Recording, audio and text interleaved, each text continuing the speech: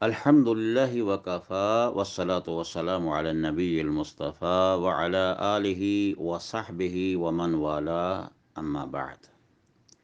قال تعالی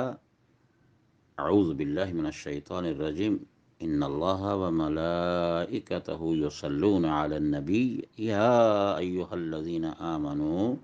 صلوا علیہ وسلموا تسلیما اللہم صل وسلم وبارک علی محمد وعلی آلہ وصحبہ اجمعین وقال صلی اللہ علیہ وسلم ما من احد يسلم علی الا رد اللہ علی روحی حتی ارد علیہ السلام ان للہ ملائکہ سیاحین یبلغونی عن امت السلام صلوا علی فإن صلاتکم تبلغنی حیث کنتم وفی لفظ آخر صلوا علی فإن تسلیمکم یبلغنی این کنتم۔ اس آیت مبارکہ اور 3 احادیث کا ترجمہ آپ حضرات کے سامنے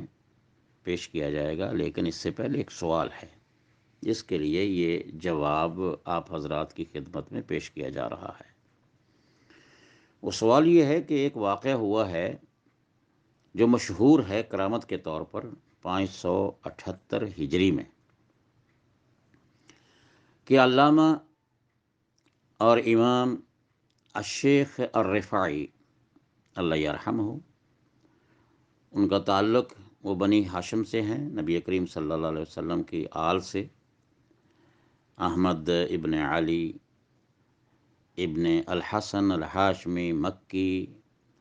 اور امام جعفر صادق کے اولاد میں سے، اور ان کے بعد جو علی اصغر ہیں زین العابدین، شہید کربلا حضرت حسین رضی اللہ تعالیٰ عنہ کے لخت جگر، اور وہ جو حضرت علی مرتضیٰ رضی اللہ تعالیٰ عنہ کے بیٹے ہیں، یعنی آل رسول میں سے ہیں، شافعی ہیں، اشعری ہیں، صوفی ہیں، بڑے بڑے القاب سے نوازے گئے ہیں، شیخ الطرائق، الشیخ الکبیر، استاد الجماعہ، احد اقطاب الصوفیہ، یعنی صوفیوں کے بہت بڑے وہ کتب ہیں۔ ان کے متعلق ان کی کرامت کا اظہار کیا گیا ہے تاریخ میں، جو ایک جھوٹا قصہ ہے کہ نبی کریم صلی اللہ علیہ وسلم کی خدمت میں حاضر ہوئے 578 ہجری میں، عراق سے آئے تھے، ان کا مزار بھی اس وقت، ان کی قبر بھی عراق میں ہے۔ حج یہ 512 میں پیدا ہوئے اور 578 ہجری میں فوت ہو گئے۔ 66 برس کی ان کی عمر تھی، یا سن عیسوی کے لحاظ سے 1118 میں پیدا ہوئے اور 1182 میں فوت ہو گئے، یعنی عیسوی کے لحاظ سے 64 برس ان کی عمر بنتی ہے۔ اور حسن اتفاق یہ ہے کہ 1118 میں ان کی پیدائش ہے، اور نور الدین زنگی رحمۃ اللہ علیہ کی بھی پیدائش بھی 1118 کی ہے۔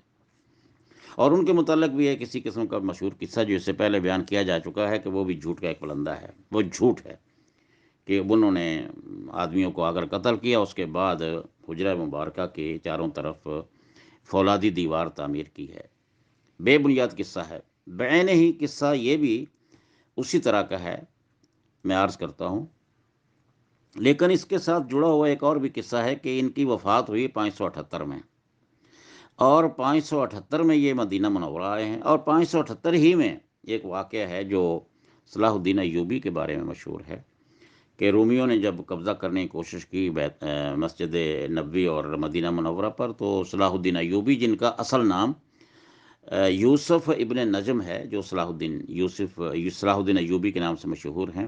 تو انہوں نے اس سال یعنی 578 ہجری میں ان کو شکست دی تھی، یہ بھی مشہور ہے۔ تو آئیے اب ہم دیکھتے ہیں کہ جب انہوں نے مطالبہ کیا نبی علیہ الصلوۃ والسلام کی خدمت میں آ کر کہ یا رسول اللہ، پہلے تو میں اپنی روح کو بھیجا کرتا تھا۔ آپ جانتے ہیں کہ صوفیہ کے مکاشفات کیا ہیں اور ان کی کرامات کیا ہیں، لیکن یاد رکھیں جتنی بھی کرامات کسی کی بھی ہیں، جو بھی مسئلہ ہوتا ہے، اللہ کا حکم ہے کہ اس کو قرآن و سنت کی کسوٹی پر پرکھ لو، اگر پورا اترتا ہے تو قبول کر لو، نہیں پورا اترتا تو رد کر دو، ترک کر دو، مت مانیے، وہ دین نہیں ہے۔ تو انہوں نے آ کر کہا یا رسول اللہ، دو شعر انہوں نے پڑھے تھے اور قبر پہ کھڑے ہو کر یعنی مواجہ شریف کے سامنے، تو کہا کہ فم دد یمینہ کا کہتا حضا بہا شفتی، یا رسول اللہ پہلے تم اپنی روح کو بھیجا کرتا تھا اور وہ زمین بوسی کیا کرتی تھی، یعنی آپ کی دیواروں کو آ کے چوما کرتی تھی، میری روح وہ میری نیابت میں آتی تھی۔ اب میں بندہ پردیسی ہوں، بڑی دور سے آیا ہوں، حاضری دی ہے میں نے، اپنا دایاں ہاتھ باہر نکالیے تاکہ میں اپنے میرے جو ہونٹ ہیں یعنی وہ اس بات سے مشرف ہو جائیں کہ آپ کے دست مبارک کو انہوں نے چھوہا ہے، یعنی دست بوسی۔ اور نور الدین زنگی کے بارے میں ہے کہ وہ دیوار گری اور پیر نکلے، اور وہ حالانکہ وہ جو قدم نکلے تھے وہ فاروق اعظم کے تھے، ان کو ہشام بن عروہ بن زبیر نے پہچان لیا تھا کہ یہ سیدنا فاروق اعظم کے پیر ہیں۔ علا کل حال وہ بھی جھوٹ تھا اور یہ بھی جھوٹ ہے۔ تو نبی علیہ الصلوۃ والسلام نے اپنا دست مبارک نکالا اور امام صاحب نے یعنی الشیخ الرفاعی نے، احمد الرفاعی نے دست مبارک کو بوسہ دیا، اور بہت بڑا مجمع تھا، 70-80 ہزار، یہ کہ لگ بھگ 80 ہزار کے لگ بھگ آدمی موجود تھے جنہوں نے دیکھا نبی علیہ الصلوۃ والسلام کے دست مبارک کو۔ یا سبحان اللہ۔ اور مزید تقویت دینے کے لیے کہہ دیتے ہیں کہ جناب پیر عبد القادر جیلانی رحمۃ اللہ علیہ بھی موجود ہے۔ یا سبحان اللہ، یار جھوٹ بولنا ہے تو کچھ بنیاد تو بنا لو۔ اللہ رب العالمین ہدایت نصیب فرمائے۔ اللہ کا حکم ہے اسلام کرنا، ان اللہ و ملائکۃ یصلون علی النبی، اللہ کا حکم ہے فصلوا علیہ یا ایھا الذین آمنوا صلوا علیہ وسلموا تسلیما، یہ امر ربی ہے کہ اسلام پڑھو، اور درود کی بڑی برکت ہے، بڑا ہی ثواب ہے، اس میں کوئی شک نہیں۔ ابی بن کعب کو نبی علیہ الصلوۃ والسلام نے کہا تھا کہ ٹھیک ہے، انہوں نے کہا کہ یا رسول اللہ میں دعا مانگتا ہوں پھر درود پڑھتا ہوں آپ کے لیے، اپنی دعا میں درود کا کتنا حصہ کروں؟ تو کرتے کرتے انہوں نے کہا کہ بھئی یا رسول اللہ اگر میں اس سے زیادہ کرتا جاتا ہوں تو میں پھر مانگتا ہی کچھ نہیں ہوں، بس صرف یہ ہے کہ میں درود ہی پڑھوں گا۔ تو نبی علیہ الصلوۃ والسلام نے بشارت سنا دی، فرمایا او بھائی اب تو تیرے سارے کام ہو جائیں گے، مختصر یہ ہے۔ تو آئیے اب ہم دیکھتے ہیں، جائزہ لیتے ہیں کہ جب وہ آئے ہیں تو اس وقت پتہ ہے آپ کو کہ 88 ہجری میں وہ حجرہ جو تھا نا، وہ تو وہ حجرہ نہیں تھا جو نبی علیہ الصلوۃ والسلام نے بنایا تھا۔ جب مسجد نبی بنائی، حجرہ بنایا تو وہ حجرہ نہیں تھا، حجرہ کی دیواریں تبدیل کر دی گئی تھی۔ پہلے تو تبدیل کی تھی کہ انہوں نے فاروق اعظم نے، اور اس کے بعد عمر بن عبدالعزیز نے 88 ہجری میں ان کا حکومت کا دور تھا 88 سے 91 ہجری تک، تو اس دوران انہوں نے 91 ہجری کو ان کی دیواریں وہ تبدیل کر دی تھی، اور یہ اس کے بعد پھر یہ تعمیر رہی ہے اس حجرہ مبارکہ کی بین ہی اسی طرح۔ اور کتنے سال؟ تقریباً 790 سال۔ 881 میں جا کر دوبارہ پھر اس کی دیواریں جو ہیں دائیں بائیں، جنوب میں، شمال میں، مشرق میں، مغرب میں، کچھ دیواروں کو جو چونکہ وہ سیدھا ہو چکی تھی ان کو دوبارہ تعمیر کیا گیا۔ اور یہ جالیاں والیاں اس وقت نہیں تھی، یہ جالی تو 668 ہجری میں بیبرس نے بنائی تھی، اور اس کے بعد دوسری مرتبہ بنی گی 694 میں، اور دونوں جو تھیں وہ جب 886 ہجری میں آگ لگی تو جل گئی تھیں، اس کے بعد دوبارہ ان کو بنا دیا گیا تھا جو آج کل جالی ہے۔ لیکن اس وقت جب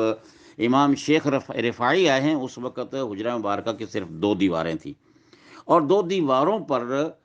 کے باہر کھڑے ہو کے مواجہ شریف کے سامنے وہ نبی علیہ الصلوۃ والسلام کو سلام پڑھا جاتا تھا، اور نبی علیہ الصلوۃ والسلام نے یہ ارشاد فرمایا کہ جو آدمی میرے اوپر سلام پڑھتا ہے، ما من احد یسلم علی الا رد اللہ علی روحی حتی ارد علیہ السلام، کوئی آدمی مجھے سلام کہتا ہے تو اللہ تعالیٰ میری روح کو واپس لوٹا دیتا ہے، میں اس کا جواب دیتا ہوں۔ اس حدیث کو بھی سمجھنا کو عام آدمی کے بس میں نہیں ہے، ساری دنیا عربوں کے لحاظ سے اس وقت سلام پڑھنے والے ہیں، ہر جگہ ہر وقت سلام ہوتا رہتا ہے، تو کیسے ممکن ہے؟ دوسری حدیث میں فرمایا صلو علیہ کہ میرے اوپر سلام پڑھو، فإن صلاتکم تبلغنی حیث کنتم، جہاں بھی ہوگے تمہارا سلام، تمہارا درود مجھے پہنچا دیا جاتا ہے، پہنچ جاتا ہے۔ اور فرمایا کہ اللہ کے فرشتے ہیں جو میری امت کے سلام کو میرے لیے پہنچاتے ہیں، اور ایک حدیث میں فإن تسلیمکم یبلغنی اینہ کنتم، جہاں بھی ہوگے تم۔ لیکن آئیے ہم دیکھتے ہیں کہ اس سلسلے میں کہ جب وہ اس وقت دیواریں جو تھیں نا 6.5 میٹر بلند تھی چاروں طرف کی دیواریں، اور جہاں پر شیخ رفاعی کھڑے ہو کر سلام کر رہے ہیں اور کہہ رہے ہیں یا رسول اللہ اپنا دست مبارک باہر نکالیے، تو میں بوسا یعنی دست بوسی کرنا چاہتا ہوں، تو دست مبارک 6.25 میٹر بلند دیوار ہے، اور مضبوط کالے پتھروں کی ہے، اور اس کی موٹائی پتہ کتنی ہے؟ 63 سینٹی میٹر، اور اس کے بعد ایک گیپ ہے، وہ ہے 25 سینٹی میٹر۔ اس کے بعد پھر پہلی دیوار ہے جو حجرہ عائشہ کی ہے، وہ تو 5 کونوں والی دیوار تھی، یہ کتنی بنتی ہے؟ یہ 73 سینٹی میٹر ہے اس کی موٹائی۔ اور اس کے بعد اس دیوار سے لے کر جیسا کہ علامہ سمہودی نے لکھا ہے کہ وہ ایک بالشت دور ہے دیوار سے قبر مبارک، تو وہ 23 سینٹی تقریباً وہ ہے۔ تو اس طرح آپ دیکھیں کہ 184 سینٹی میٹر یعنی تقریباً 2 میٹر ہے، دور کھڑے ہیں اور سلام کر رہے ہیں، اور نبی علیہ الصلوۃ والسلام کا دست مبارک، اور کوئی کھڑکی نہیں ہے، اور چھت لکڑی کی ہے، کھڑکی وغیرہ بھی کوئی نہیں تھی، کوئی شباک نہیں، ونڈو نہیں، کوئی مطلب اس قسم کی چیز نہیں تھی کہ جس سے دست مبارک کو باہر نکالا جائے۔ اور پھر قبر مبارک جو ہے نا، جیسے علامہ سمودی نے کہا کہ وہ بیٹھ چکی ہے جب انہوں نے 886 کو، جس وقت دوبارہ یعنی 881 کو دوبارہ تعمیر کی گئی ہے ان دیواروں کی، تو وہ اندر داخل ہونے کا ان کو موقع ملا ہے، تو لہٰذا وہ انہوں نے سارا نقشہ بیان کیا ہے۔ تو اس ہمارے کلپ کے اندر تو سب کچھ بیان نہیں ہو سکتا، صرف بات یہ ہے کہ یہ قصے اور کہانیاں ہیں میرے دوستو، یہ قصے ہیں، کہانیاں ہیں، اللہ سمجھ عطا فرمائے۔ کیسے ممکن ہے، کتنا لمبا سفر ہے، یعنی فاصلہ ہے، قبر مبارک ہے، وہ اس کی سطح جو ہے تقریباً آدھا میٹر، ہاف میٹر، یعنی 50 سینٹی، جیسے علامہ سمودی نے کہا کہ ایک جو ذراع ہے نا، ایک ہاتھ قبر جو ہے نا وہ بیٹھ چکی ہے نیچے زمین، اور قبر کے اوپر نشان بھی بہت کم تھا، صرف فاروق اعظم کی قبر کے اوپر تھوڑی سی کوہان نما تھوڑا سا اشارہ تھا کہ یہ قبریں ہیں، وہ سارا نقشہ انہوں نے کھینچا ہے۔ تو اگر آپ کہیں کہ یہ اوپر سے نکلا ہے ہاتھ یا دیوار پھاڑ کے نکلا ہے ہاتھ، تو پھر بھی کتنا فاصلہ ہے، کتنا لمبا ہوگا، کس انداز سے ہاتھ نکلا ہوگا، یہ بات ہے کچھ سمجھنے والی۔ تو اللہ تعالیٰ اس قسم کی خرافات سے محفوظ رکھے، یہ ایک خرافات ہے، اور علامہ نے سچ کہا تھا کہ یہ امت روایات میں کھو گئی، حقیقت خرافات میں کھو گئی۔ اور اس واقعے کو بڑے بڑے علماء نے بیان کیا ہے، علامہ بوتی جو ہیں شام والے، فوت ہو چکے، انہوں نے کہا کہ بہت بڑی کرامت ہے، ہم مانتے ہیں۔ عربی، فارسی اور انگریزی، انگلش زبان کے اندر میں نے بہت سے لوگوں کو سننے کے بعد یہ میں نے محسوس کیا کہ عربی میں جوابات اس کے موجود تھے، باقی زبانوں میں، لیکن اردو میں اس قسم کا جواب مجھے نظر نہیں آیا، لہٰذا میں نے اس لیے اس جواب کو ریکارڈ کرنے کی کوشش کی ہے۔ دعا ہے اللہ رب العالمین ہمیں سمجھ عطا فرمائے، اور ہمیں قرآن و سنت پر